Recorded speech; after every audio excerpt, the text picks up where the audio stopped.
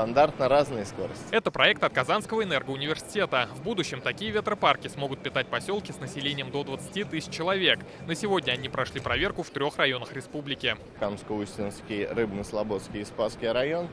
На данный момент по всем 3 районам у нас хорошие показания ветра, и площадки, которые мы выбрали в этих районах, все они применимы для строительства на них крупных промышленных ветропарков. Как все усилия направить на экономию энергоресурсов? Главный лейтмотив международного форума. Свои звенья в этой огромной цепи в Казани представили 1,5 сотни компаний и разработчиков. 20-й раз мы проводим этот форум.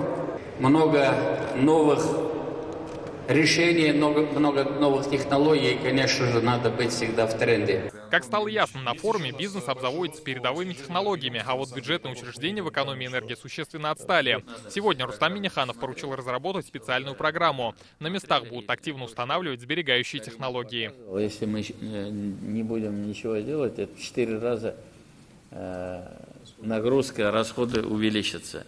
Здесь и министерство, и Центр энергосберегающих технологий, ну и Центр ЦИСИ. Здесь все должны подключиться. Вот в течение полгода, значит, в решении нашего заседания вот такая программа должна быть разработана и принята.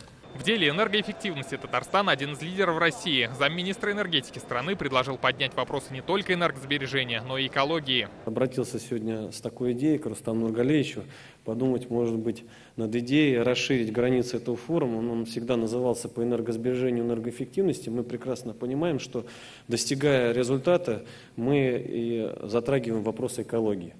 Поэтому я предлагаю еще и расширить и назвать этот форум по энергоэффективности и экологии. Презентация всего света энергетики и ресурсосбережения продлится еще 2 дня. Завершится форум молодежным днем. Рамиль Галиуллин, Дмитрий Аринин, Марат Зайдуллин, ТНВ, Казань.